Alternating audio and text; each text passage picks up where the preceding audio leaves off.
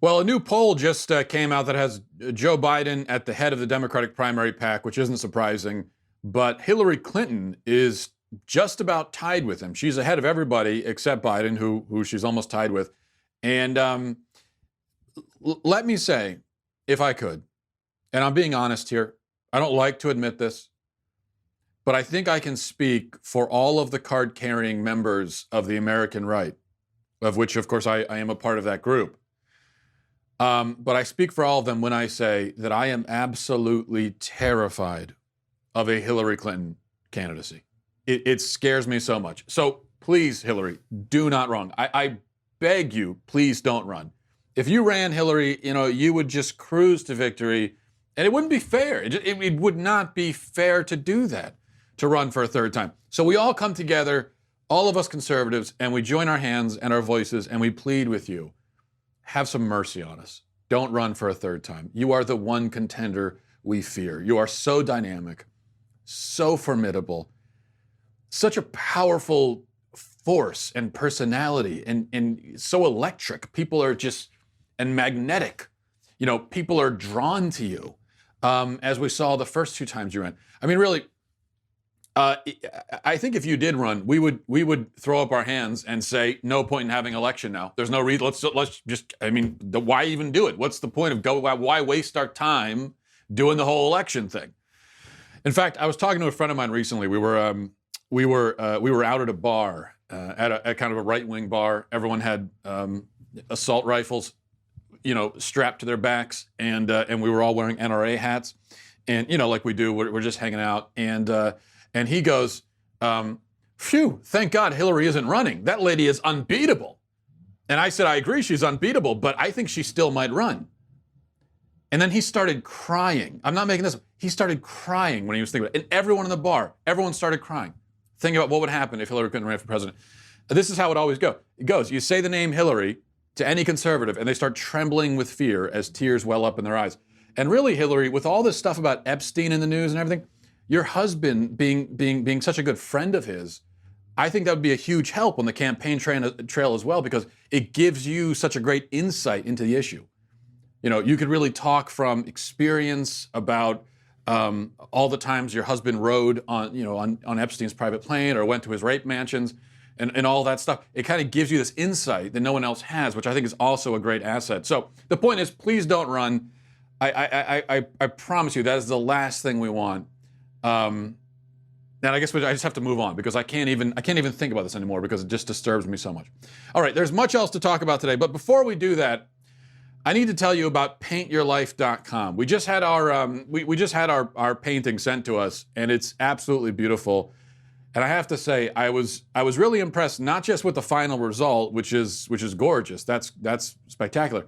But the whole process was great. It's very easy to navigate, and the folks over at Paint Your Life are very helpful and responsive through the whole process because they take great pride in your painting as well, and they want you to love it, and they're going to make sure you do. So how it works is that you send them a photo of your children, yourself, a family member, a special place, a pet, whatever you want, and they'll make you a gorgeous painting at a price that you can afford. This is a true painting. It's done by hand. This is not some computer graphic thing. Done by hand by a world-class artist, and created from a favorite photo that you send to them. And it's just the difference between a photograph and a painting. The painting just brings something out of that photo, brings it extra character that's kind of hard to describe or grasp. You just have to see it for yourself. I think this is great to do, just for yourself. You could do it as a gift for yourself, for your home, for your family. Or obviously it makes a great gift as we get into the holidays, birthday gifts, wedding anniversary. It's great for all of that. And there's no risk because if you don't love the painting, if you don't love the final painting, you get your money refunded. But you will love it, trust me. And right now, as a limited offer, you can get 30% off your painting. 30% off your painting right now. You're not going to get a deal like this for very long. So you want to go right now. It's free shipping as well. To get this special offer, you want to text Matt to 64,000. That's Matt to 64,000, M-A-T-T to 64000. Okay, I want to start with this just because it annoys me. The Boston Globe ran an article on Friday complaining about Facebook. which is great because we've only seen about 10,000 of those kinds of articles in the last month. So in case you didn't get the point yet, the Boston Globe was there to clarify things and talk about how Facebook is terrible and evil and all of that. During the article, they decide to take a shot at the Daily Wire, which also is not a unique thing either. But here's what the article says. Quoting now, in response, we saw him, Zuckerberg, launch a repurposed news section that sets up partnerships between the networks and a wide range of publishers. And then in parentheses, including white supremacist adjacent alt-right outposts like the Daily Wire. Yes, white supremacist adjacent, alt-right outpost. Those are the two ways they describe the Daily Wire. Now, I have a couple of questions here. First of all, what the hell is white supremacist adjacent? What does that even mean? White supremacist adjacent. Well, I'll tell you what it means. It means that they really wanted to just come out and call us white supremacists. That's what they really wanted to do. But they realized that they couldn't because Ben Shapiro is an Orthodox Jew. And calling an Orthodox Jew a white supremacist is a bridge that they'd love to cross, but they know they really can't. I mean, the media has crossed that bridge many times before. Many times. But they end up getting blasted for it from all directions because it's not only stupid and wrong, but it's grotesque. So instead, they decide to pull their punch a little bit on this one, and they say white supremacist adjacent. They take the coward's way out. And this way they can say, oh, no, we didn't call you white supremacist. We just said that you're white supremacist adjacent is all. Sure, okay, Boston Globe. So this article was written by a guy named Michael Andor Broder. And what I would say about Michael Andor Broder is, well, I would never call him a stupid, lying, disgraceful smear merchant. I would never say that. I just wouldn't. It wouldn't be right. It would be very Christian of me. So no, he's not a stupid, lying, disgraceful smear merchant. He's just stupid, lying, disgraceful smear merchant adjacent. You see, he's adjacent to that. He hangs out in the vicinity of being a lying moron. I'm not saying that he is. No. I wouldn't ever say that. I'm saying that he just, lying morons are right here, and he's kind of walking alongside them, adjacent, you see. And they like go to the same school, and a lot of times they end up wearing the same shirts accidentally, and they hang out after class, but I'm not saying he's a lying moron. He's always so adjacent, very much adjacent with that group is what I'm trying to say. And then there's the next part, which is calling us an alt-right outpost. Now, this is great, of course, because there is no conservative site on the entire internet that the alt-right hates more than the Daily Wire. And if you don't believe me, you could just ask them, or go to one of their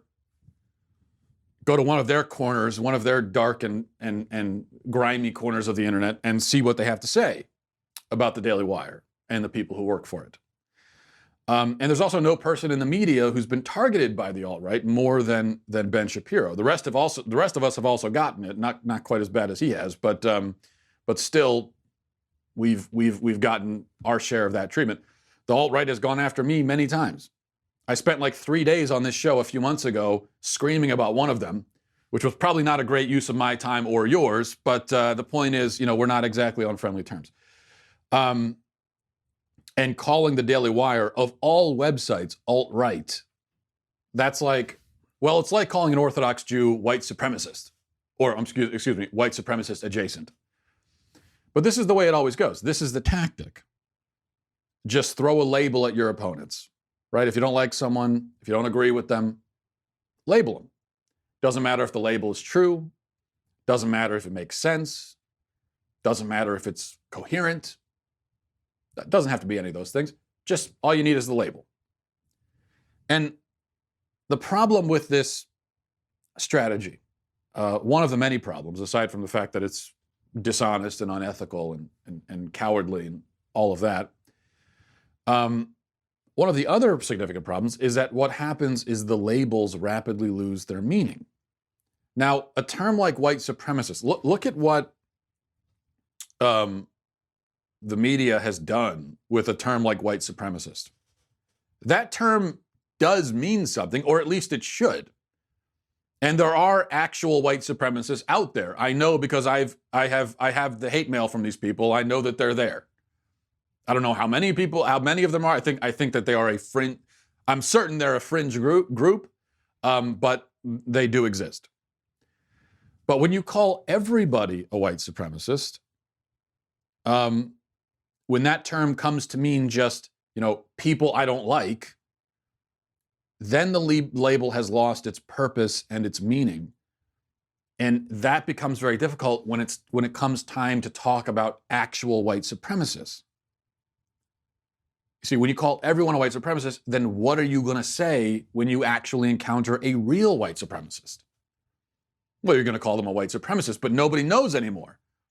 So we're at a point now where if someone calls someone else a white supremacist, the rest of us that are hearing this, we have no idea what that means.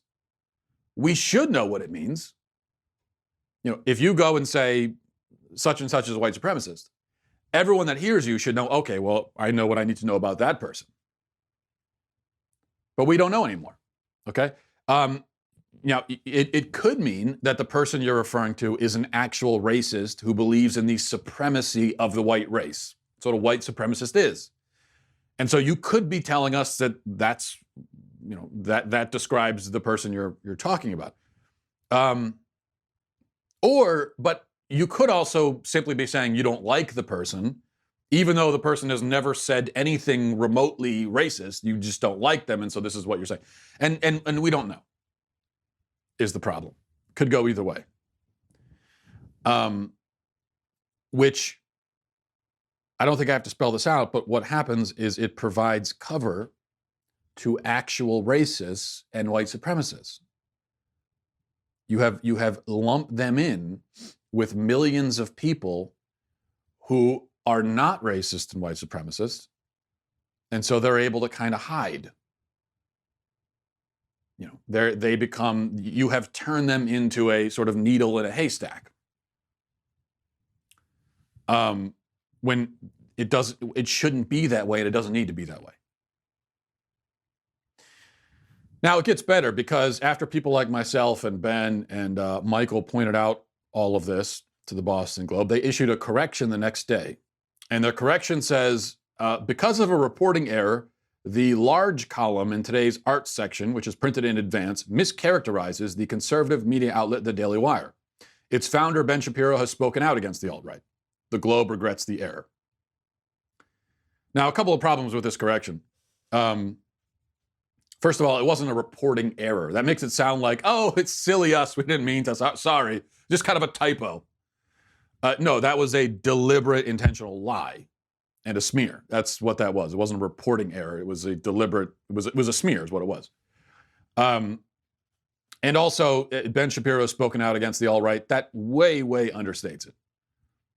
Ben Shapiro has dedicated much of his time to going after the alt-right, just like everyone else at the site has done as well. So it understates it, but the real problem is they say they regret the error. Okay, what did they do about the article? Did they take it down?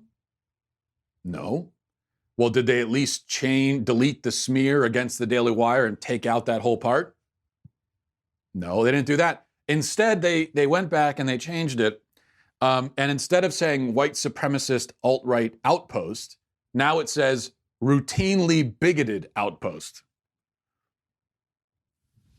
Of course, we're back to the same problem. They didn't provide any evidence of that. They didn't provide any examples of anything that any of us have said that's bigoted. They just throw it out there. But the thing that I like about this, and you can kind of laugh about it because no one takes the Boston Globe seriously anyway. But the thing that I like about it is you can see just how meaningless these labels are when they're used by the media. Because we could see in real time as they're just cycling through one label after the other. They put one label on and everyone says, oh, that's not right. And then the Boston Globe says, okay, well, we'll go with this one instead then. Yeah, no, that's not true. Okay, well, how about this one? They've got this just carousel of slurs, this carousel of labels that they'll, they're going to rotate. They're going to put one on you. It doesn't matter. It doesn't matter if it's accurate or not. They're just going to put it there. You take issue with one, they'll just replace it with something else. It's like Mad Libs. Just an absolute joke is what it is. Okay, this was kind of funny, by the way. Here's a video from the Sanders campaign. It's Alexandria Ocasio-Cortez talking about Bernie Sanders in very glowing terms. It wasn't until I heard of a man by the name of Bernie Sanders that I began to question and assert and recognize my inherent value as a human being that deserves health care, housing, education, and a living wage.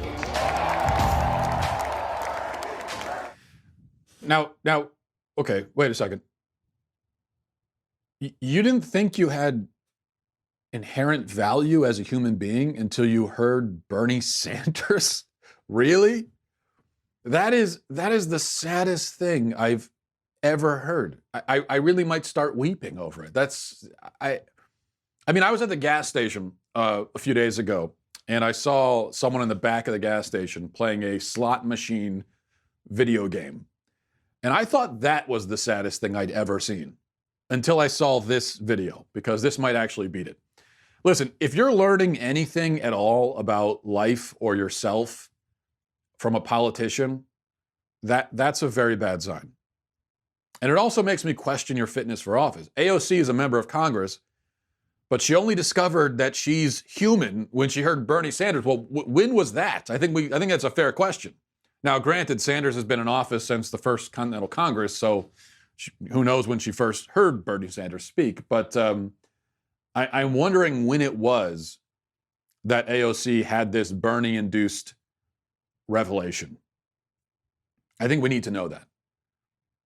Also, what did she think before she heard Bernie Sanders? Did she think that she had no value as a person? So she thought she had no value as a person. She turned on the TV, saw Bernie Sanders waving his hands wildly and screaming about millionaires and billionaires. And that's when she had this eureka moment and said, oh, wow, I think I do have value. That's very, very strange and very sad. And it's also this cult of personality. I talk about it all the time, this cult of personality around politicians.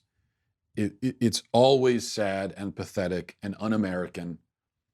And you don't just see it on the left. There's a cult of personality around Donald Trump. You got a cult of personality around Bernie Sanders. There's a cult of personality around Alexandria Ocasio-Cortez herself. So, she's in the Bernie Sanders cult, but she's got her own sort of splinter cult going on. All of this is just way off base. Okay, politicians are politicians. They're not spiritual gurus. They're not prophets. They're also not rock stars that we should be fans of. They're politicians. They're representatives, supposedly, of the people. They are supposedly our employees. They work for us. That's the way it's supposed to be. And I think we would do very well to keep that in mind with how we look at these people and talk about them. Okay, now, let's see. Before I get to emails, I wanted to talk about this also. And I don't mean to pick on this person. I don't know who she is, and it doesn't matter. The person is not the point. It's just the sentiment that I wanted to talk about. So someone on Twitter posted something that I only saw because it was retweeted a bunch of times. And what the tweet says is, y'all really want to get married and have sex with the same person for the rest of your life? Question mark, question mark, question mark, all caps. And for some reason, this got like 10,000 likes. People, it resonates. I'm just using this as a jumping off point because there's a reason why it was a popular tweet, that this is a very common objection that you hear all the time. And anecdotally, it seems to me that it's an increasingly popular argument against marriage. though of course it's not at all new, but this is something people have been saying for a long time. So I've been thinking about this after I saw this tweet. And I wanted to say something to anyone in the audience who might share this point of view about marriage. You know, well, I don't want to have sex with the same person for the rest of my life, that kind of thing. A few things about that. First of all, yes, if you want to consider marriage in the most pessimistic possible way, if you want to take the most negative view of it that you could, you might say that marriage means being stuck with the same person forever, not just sexually, but in all things, in life in general. Fine. Yeah, you could look at it that way if you want to. But what's the most pessimistic possible way of considering the alternative? Now, as a dyed-in-the-wool pessimist myself, I have no problem. I think it's a good idea. Before you make any particular big decision, you should think to yourself, what is the worst possible way that I could think of this thing? Maybe that's not the healthiest way to make life choices, but as a pessimist, that's what you do. It's sort of another way of putting it is like, what's the worst case scenario here? You have to at least consider that, right? Well, the alternative. What's the worst case scenario? What's the most negative view of that? Someone who's concerned about having sex with the same person for the rest of their life and so therefore avoids marriage. What's the negative view of that choice? Well, the negative view is that you're going to end up having a series of meaningless encounters with strangers who don't love you or care about you until eventually you get too old for that and you don't have the same looks that you did when you were younger and you're not desirable in the same way that you were before to strangers. And now all of your peers are spending their free time going to the playground with their grandchildren while you're alone and pitied by everyone who knows you. And then you die and there's no one to mourn you and you leave no legacy behind or even any trace that you ever existed at all. So I guess you have to decide. Between those two options, which one sounds worse? And another thing, and I've noticed this, I was thinking about this this morning, because it's kind of strange. When I talk to people who don't want to get married, the first thing they often say is something like this about how they don't want to have sex with the same person, or you know, they don't want to be stuck with the same person for their whole life and all that. And they're concerned about how tedious and boring and monotonous that will be. But then the next thing they say, or the second most common objection to marriage that I hear, is that after you get married, you never know how much the other person is going to change or in what way they might change. And so it's too much of a risk to tie yourself to them. So you notice the paradox here, I'm sure. On one hand, they're worried that there won't be any change. And on the other hand, they're worried that there'll be too much change. On one hand, marriage is too safe and too boring. On the other hand, it's too much of a risk. So you see how those two things don't quite match up. Now, again, if you're committed to the pessimistic interpretation, you might say that, well, that's because marriage is the worst of both worlds. But I don't think that's true. I think that these two competing objections just speak to the fact that marriage is, first of all, dynamic and unpredictable and very human. You know, it's two human beings involved in this thing. And on the positive end, the point is that, yes, you're committing yourself to one person, but a person is a fascinating and compelling thing. I think a person is way more interesting than people. So when you're just out doing the random hookup thing, all you have are people. You have this kind of general, vague, collective mass, and you're working your way through the crowd. Everyone is faceless. Everyone is basically nameless. You forget about them in 2 days. That's people. But in a marriage, you get a person. Not people, you get a person, a real living, breathing human person, somebody with a name and a face and a personality and hopes and dreams and goals and flaws and foibles and virtues and strengths and weaknesses and pet peeves and idiosyncrasies and all of it. You get all of that. And you're with that person as they grow and change and develop. And maybe not all the changes are favorable from your point of view. And obviously, sometimes things will go horribly wrong and everything falls apart. But no matter what your life choice is, things can always go horribly wrong and fall apart. So, that's no different. The goal, though, of marriage is to be with this person and to grow alongside them.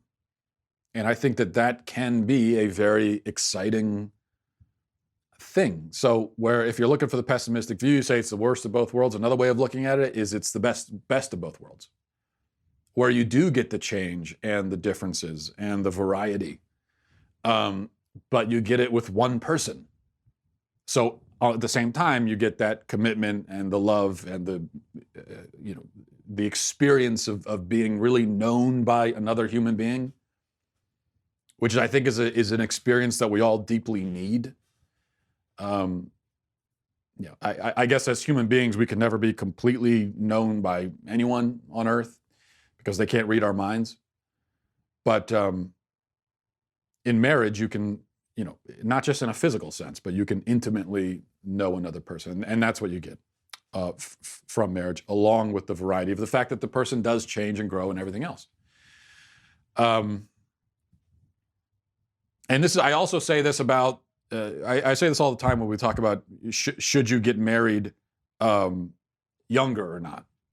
And I understand the logic of waiting until you're older and you're more established in life and all that kind of stuff. And if you're already a little bit older and you haven't gotten married yet, then that's fine. You could still get married and have a wonderful marriage. But if you are younger and you're trying to decide, I think there's a lot to be said for getting married younger, because this is what I'm talking about. You grow and live alongside the other person, where marriage, rather than being the capstone of adulthood, it's the cornerstone, it's the foundation. And you build from there, and you're with this person and you're both growing and maturing. So I got married when I was 25. My wife was 24. Obviously, when we got married, we didn't have kids. We were just, as far as I'm concerned, we were basically kids ourselves. So on one hand, I could say, yes, I've been married to the same person for 8 years, but especially when you get married younger, it technically is the same person, but we've changed so much through the process of growing and living that it's it kind of can be deceptive to put it that way. So just something to consider. I think marriage is great, marriage and family. Maybe not, not every life choice is for everybody. There are exceptions, of course. And there are people who are called to different ways of living. But I think there are a lot of people who are called to marriage, but don't do it because they're afraid for these two reasons or other reasons as well. And I think that's a big mistake. All right, going to emails, mattwalshshow@gmail.com. mattwalshshow@gmail.com. This is from Colin, says, future Supreme Overlord, I am bothered by how soon Christmas commercials are being played. As soon as Halloween is over, the Christmas commercials start playing. Is it not more reasonable to begin commercials after Thanksgiving or December 1st? As dictator, will you enforce a limitation on when Christmas commercials can begin playing? Your humble servant and soon to be executed subject, Colin. No, in fact, if anything, I'll go the other way. And certainly the harsh penalties will not go to the stores that play Christmas music early or people who put up Christmas lights early. No, the harsh penalty goes to the people, the un-American, joy-hating people who complain about that. I am a big believer in, look, I mean, if you want to start playing the Christmas music in July, go ahead. I don't understand the complaint. You hear Christmas music when you're out shopping and it's not December yet and you get angry about it. Now, I get angry about a lot of things. I basically get angry professionally. It's basically my job. And even I can't figure out how to get angry about that. I cannot figure out how to get angry when I hear Hark the Herald Angels Sing. How could you get mad about that? I don't even understand it. So anytime I hear Christmas music, even as a Scrooge myself, it warms my heart. It warms my cold, dead heart.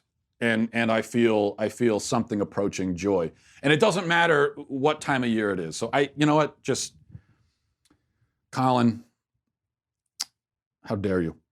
From Mark, this says, "Hi, Matt. I can't stand all these people that rejoice over their extra hour of sleep. They obviously don't have young children. The end of daylight savings time means parents have an extra hour of parenting.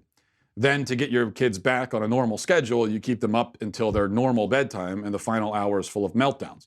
Once your rule commences, will you end daylight saving times and abolish all the gloating, well-rested jerks?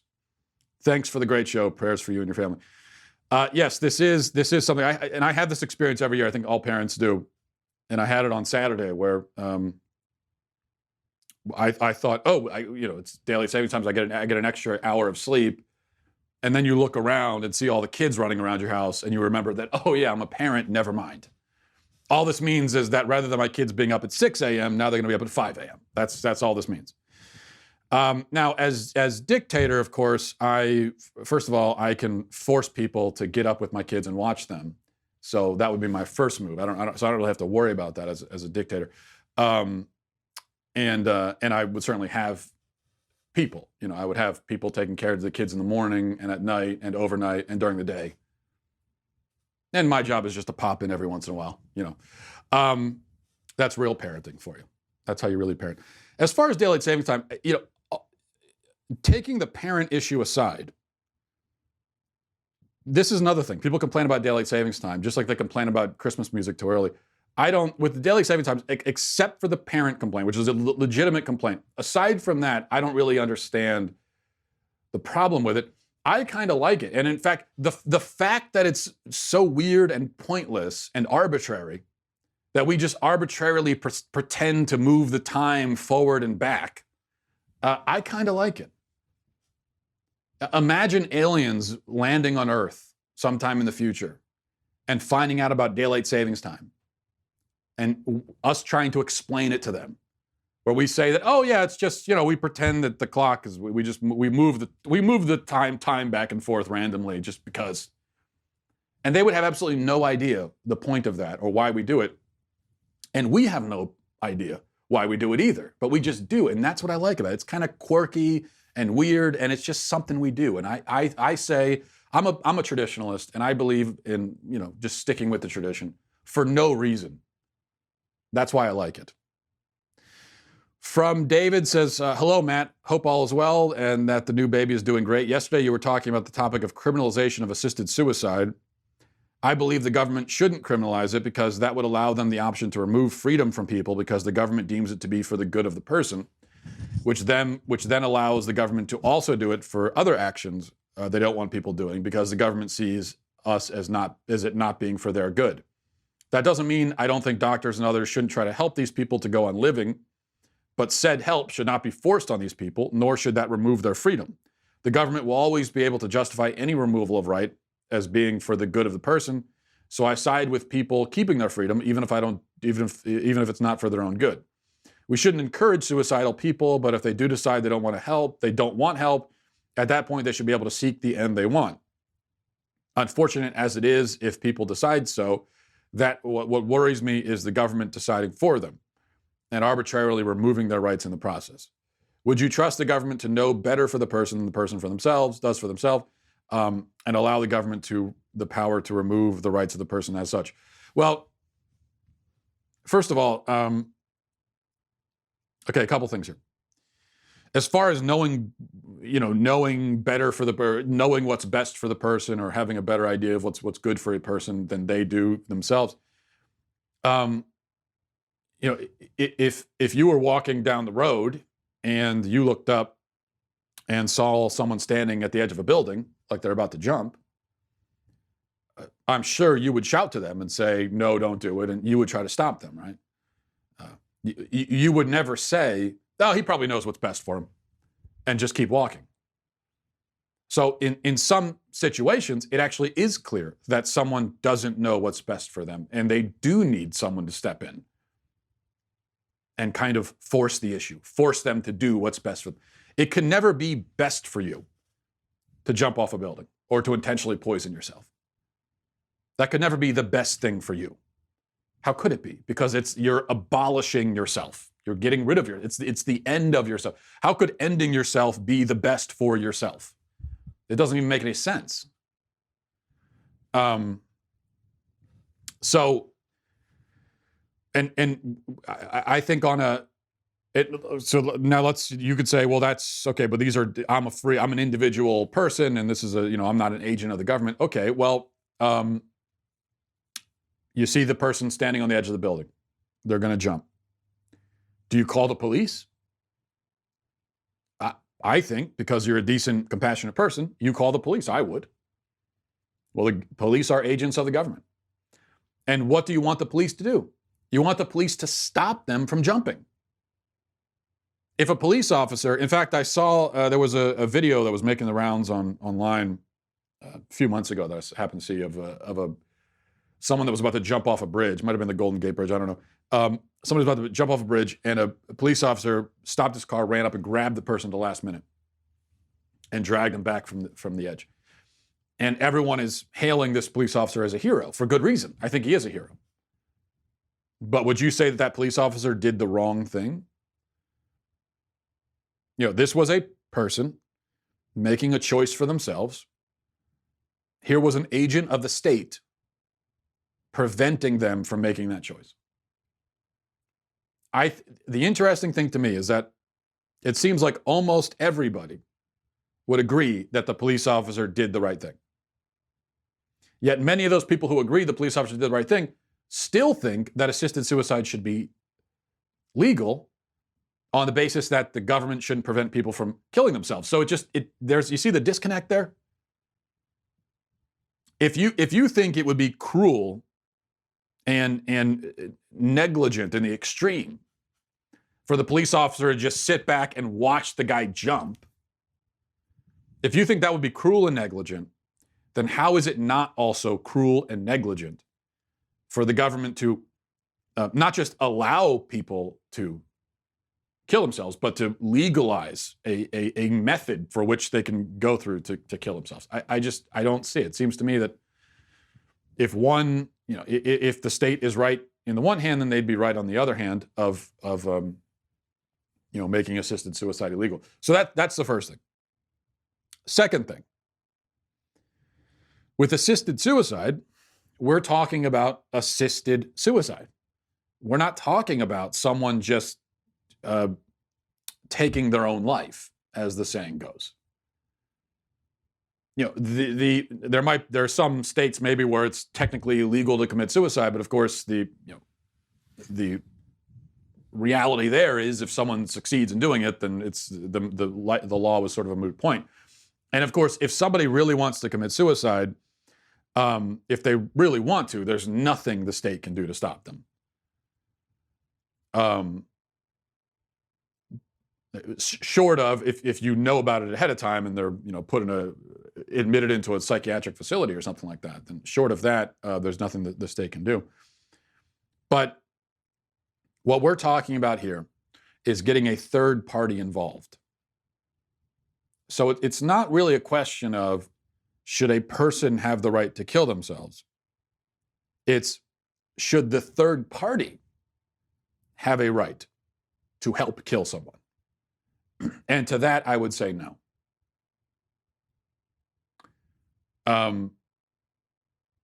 So it's on two levels here. On one level, I do think the state has a role in preventing people from killing themselves. And as I already described, I think you probably agree, at least in some circumstances. And if you agree in some circumstances, then why not in every circumstance? But we can even put that argument to the side because that's not even really what we're talking about here. We're talking about a third party coming in, and it just so happens to be a doctor. It happens to be a representative of the medical community coming in and poisoning someone. So you don't even have to think of it as, does this individual have the right to kill themselves? The question is, does that doctor have the right to go and poison somebody? Whether they want it or not. And my thing is that they should not have, that third party should not have that right. It should be illegal for a doctor to intentionally and directly kill someone. And I think that should be the law. And I think that there's really no downside to that. There's no downside to, I should say, there's no downside to a law that says it's illegal for a doctor to intentionally directly kill someone. I think there are a lot of downsides to opening that door and saying, well, maybe sometimes they can. And, you know, I don't think I need to describe where the slippery slope leads. And we're already seeing the slippery slope when doctors get into the business of killing. What is the slippery slope? If we just said doctors can't kill people, what's the slippery slope scenario for that? What's the dystopian vision of a world where no doctors are killing people? I just see absolutely no downside to that. Whereas there is nothing but downside to the alternative. Okay, but thank you for the email, and thanks everybody else for watching and listening. Godspeed.